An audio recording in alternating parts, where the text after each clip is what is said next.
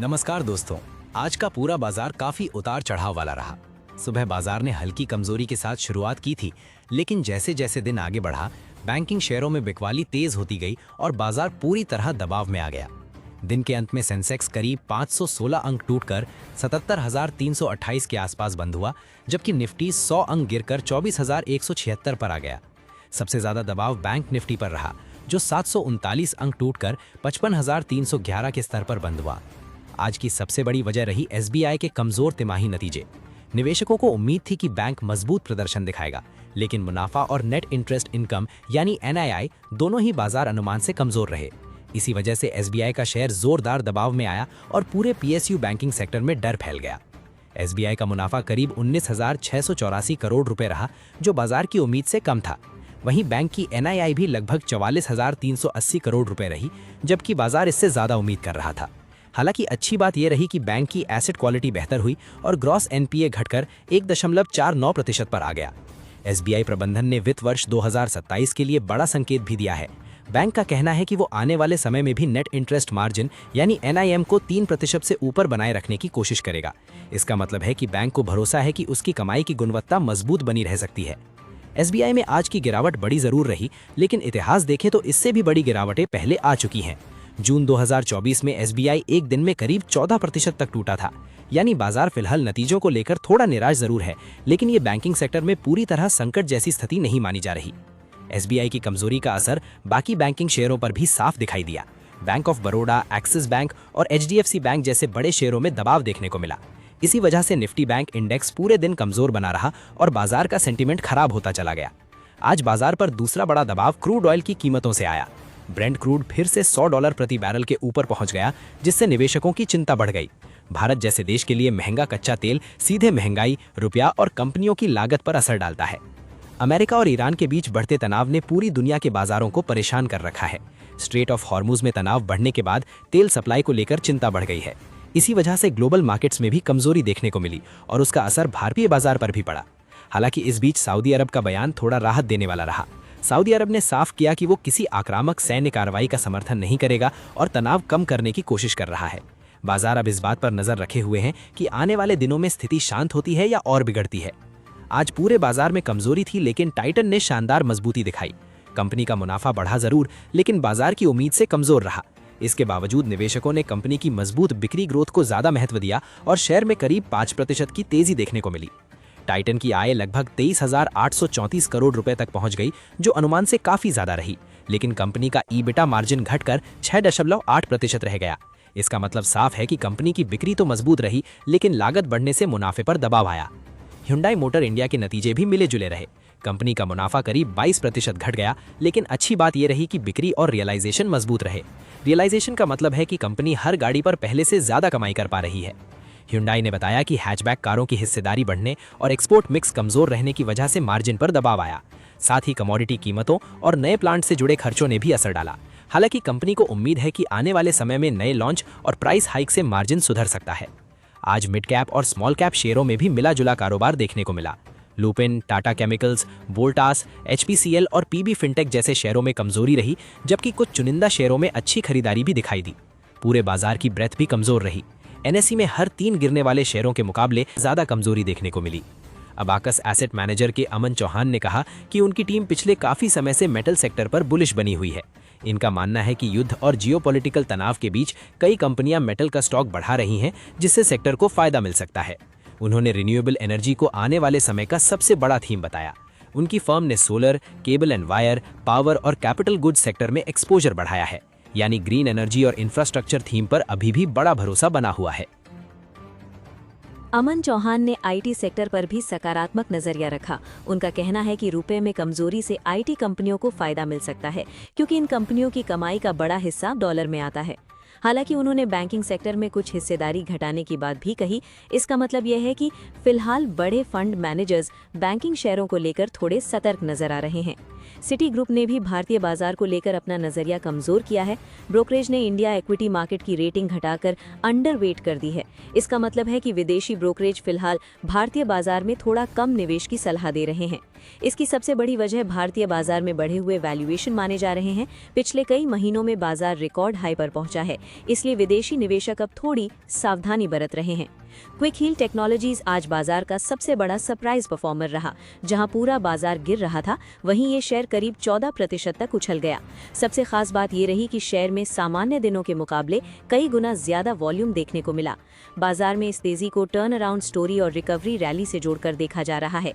कुछ रिपोर्ट्स में कंपनी को साइबर सिक्योरिटी सेक्टर का मजबूत रिकवरी प्ले बताया गया, जिससे रिटेल निवेशकों की दिलचस्पी बढ़ गई। JSW स्टील ने जानकारी दी है कि 14 मई की बोर्ड मीटिंग में लॉन्ग टर्म फंड रेजिंग पर विचार किया जाएगा। कंपनी इंफ्रास्ट्रक्चर, मैन्युफैक्चरिंग और ग्रीन स्टील प्रोजेक्ट्स पर तेजी से फोकस बढ़ा रही है, इसलिए भविष्य के विस्तार के लिए पूंजी जुटाने की तैयारी हो रही है। टाटा पावर ने भूटान की ड्रुक ग्रीन पावर कॉरपोरेशन के साथ बड़ा समझौता किया है।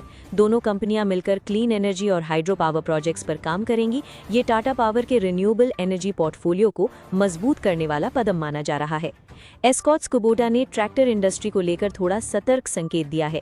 कंपनी का कहना है कि कमोडिटी कीमतें बढ़ने और कमजोर मॉनसून की आशंका की वजह से आने वाले समय में लागत का दबाव बढ़ सकता है। कंपनी ने यह भी कहा कि जरूरत पड़ने पर ट्रैक्टर की कीमतों में बढ़ोतरी करनी पड़ सकती है। हालांकि मैनेजमेंट ने भरोसा जताया कि वो 13% मार्जिन बनाए रखने की कोशिश करेगा। वी-मार्ट ने अगले 5 साल में अपने स्टोर नेटवर्क को 50 से 70% तक बढ़ाने का लक्ष्य रखा है। कंपनी खासकर उत्तर भारत के छोटे शहरों में तेजी से विस्तार करने की तैयारी में है, जहां ऑर्गेनाइज्ड रिटेल की पहुंच अभी भी सीमित मानी जाती है। BSE के MD और CEO सुंदरारमन राममूर्ति ने कहा कि बाजार में बढ़ती भागीदारी और टेक्नोलॉजी सुधार की वजह से डेरिवेटिव्स कारोबार में अच्छी ग्रोथ देखने को मिली है। एक्सचेंज अब मंथली ऑप्शंस, फ्यूचर्स और बैंक एक्स कॉन्ट्रैक्ट्स पर ज्यादा फोकस कर रहा है। BSE की कोशिश इंडेक्स ऑप्शंस और एक्सपायरी डे वॉल्यूम पर निर्भरता कम करके नए रेवेन्यू सोर्सेज तैयार करने की है। इसके अलावा एक्सचेंज लॉन्गर डेटेड ऑप्शंस में लिक्विडिटी बढ़ाने और स्टार MF प्लेटफॉर्म के विस्तार पर भी जोर दे रहा है। निटिन स्पिनर्स के नतीजे मजबूत रहे। कंपनी का मुनाफा और EBIT दोनों बढ़े हैं, जबकि मार्जिन में भी सुधार देखने को मिला है। इससे साफ है कि टेक्सटाइल सेक्टर में कंपनी की ऑपरेशनल परफॉर्मेंस मजबूत बनी हुई है। कल्याण ज्वेलर्स ने भी शानदार नतीजे पेश किए। कंपनी का मुनाफा करीब दोगुने से ज्यादा बढ़ा और आय 10,000 करोड़ रुपए के पार पहुंच गई। ज्वेलरी डिमांड मजबूत रहने का फायदा कंपनी को मिला है। सेरा सैनिटरी वेयर का मुनाफा थोड़ा घटकर 77 करोड़ रुपए रहा, लेकिन कंपनी की आय बढ़कर 644 करोड़ रुपए पहुंच गई। इससे साफ है कि बिक्री में ग्रोथ बनी हुई है। कंपनी ने 75 रुपए प्रति शेयर का भारी डिविडेंड भी घोषित किया है, जिससे शेयर में रिकवरी देखने को मिली और निवेशकों का भरोसा मजबूत हुआ। ब्रिटानिया के नतीजे बाजार को ज्यादा प्रभावित नहीं कर पाए। कंपनी का मुनाफा अनुमान के आसपास रहा, लेकिन रेवेन्यू और मार्जिन दोनों कमजोर रहे, जिसकी वजह से शेयर पर दबाव की आशंका बनी हुई है। ऑन एमी टेक्नोलॉजी सॉल्यूशंस की स्टॉक मार्केट में शानदार लिस्टिंग हुई।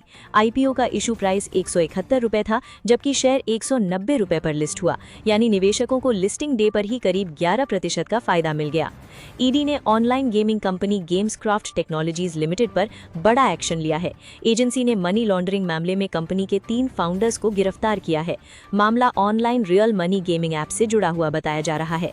बाजार की बात करें तो फिलहाल सबसे बड़ा डर क्रूड ऑयल और ग्लोबल जियोपॉलिटिकल टेंशन का बना हुआ है। अगर तेल की कीमतें लंबे समय तक $100 के ऊपर बनी रहती हैं, तो इसका असर भारतीय अर्थव्यवस्था और बाजार दोनों पर पड़ सकता है। दूसरी तरफ अच्छी बात यह है कि डोमेस्टिक इन्वेस्टर्स यानी DII लगातार खरीदारी कर रहे हैं और रिटेल पार्टिसिपेशन भी मजबूत बनी हुई है। यही वजह है कि हर गिरावट के बाद बाजार में रिकवरी देखने को मिल रही है। डेरिवेटिव्स डेटा के मुताबिक 24,000 का स्तर अभी liquidity, mid cap small cap में खरीदारी और चुनिंदा सेक्टर्स की मजबूती अभी भी भारतीय बाजार को सपोर्ट कर रही है। बैंक ऑफ बड़ौदा ने चौथी तिमाही में मजबूत नतीजे पेश किए हैं। बैंक का मुनाफा और नेट इंटरेस्ट इनकम दोनों अनुमान से बेहतर रहे, जबकि ग्रॉस NPA और नेट NPA में सुधार से एसेट क्वालिटी मजबूत हुई। बैंक ने वित्त वर्ष 2027 में लोन और डिपॉजिट ग्रोथ को लेकर सकारात्मक गाइडेंस दी है। हुंडई मोटर इंडिया के नतीजे मिले जुले रहे। कंपनी का मुनाफा घटा जरूर, लेकिन प्रॉफिट अनुमान से बेहतर रहा और रेवेन्यू में 8% की बढ़ोतरी हुई। डोमेस्टिक सेल्स, CNG गाड़ियों और एक्सपोर्ट बिजनेस में मजबूत मांग देखने को मिली, जबकि कंपनी ने पुणे प्लांट विस्तार की योजना भी घोषित की है। कल्याण ज्वेलर्स ने चौथी तिमाही में जोरदार प्रदर्शन किया। वेडिंग ज्वेलरी की मजबूत मांग से कंपनी की रेवेन्यू 66% बढ़ी और एबिटा में भी शानदार उछाल देखने को मिला। साथ ही डिजिटल प्लेटफॉर्म कैंड्रे तेजी से बढ़ रहा है और कंपनी लगातार नए शोरूम्स खोलकर एक्सपेंशन बढ़ा रही है। स्विगी लिमिटेड का घाटा चौथी तिमाही में कम हुआ है, जबकि रेवेन्यू करीब 45% बढ़ गया। फूड डिलीवरी बिजनेस में तेज ग्रोथ देखने को मिली, वहीं इंस्टामार्ट का ग्रॉस ऑर्डर वैल्यू भी मजबूत रहा। कंपनी फिलहाल क्विक कॉमर्स में बड़े ऑर्डर और नॉन ग्रोसरी कैटेगरी पर ज्यादा फोकस कर रही है। एनबीसीसी इंडिया को ओडिशा सरकार से करीब 253 करोड़ रुपए का बड़ा स्कूल अपग्रेडेशन प्रोजेक्ट मिला है। कंपनी 46 सरकारी स्कूलों पर काम करेगी और इस ऑर्डर के बाद शेयर में अच्छी तेजी देखने को मिली, जिससे निवेशकों का भरोसा मजबूत हुआ। JSW इंफ्रास्ट्रक्चर का चौथी तिमाही मुनाफा घटा है, लेकिन रेवेन्यू ग्रोथ मजबूत रही और आय में करीब 19% की बढ़ोतरी हुई है। कंपनी ने 0.90 रुपए प्रति शेयर डिविडेंड का भी ऐलान किया है, जिससे नतीजों के बाद शेयर में हल्की मजबूती देखने को मिली। एबीबी इंडिया के पहली तिमाही नतीजे मिले जुले रहे। कंपनी की आय बढ़ी और नए ऑर्डर 25% उछलकर 4,280 करोड़ रुपए पहुंच गए, लेकिन मेटल कीमतों और फॉरेक्स दबाव की वजह से मार्जिन घटा। हालांकि डेटा सेंटर, रिन्यूएबल एनर्जी और इंडस्ट्रियल कैपेक्स से जुड़ी मजबूत मांग कंपनी के भविष्य के लिए सकारात्मक संकेत दे रही है। टाटा कंज्यूमर प्रोडक्ट्स ने चौथी तिमाही में मजबूत प्रदर्शन किया। कंपनी का मुनाफा और रेवेन्यू दोनों बाजार अनुमान से बेहतर रहे, जबकि टाटा संपन्न, कॉफी और रेडी टू ड्रिंक बिजनेस में शानदार ग्रोथ देखने को मिली। साथ ही टाटा स्टारबक्स का विस्तार भी तेजी से जारी है और कंपनी ने 10 रुपए प्रति शेयर डिविडेंड का ऐलान किया है।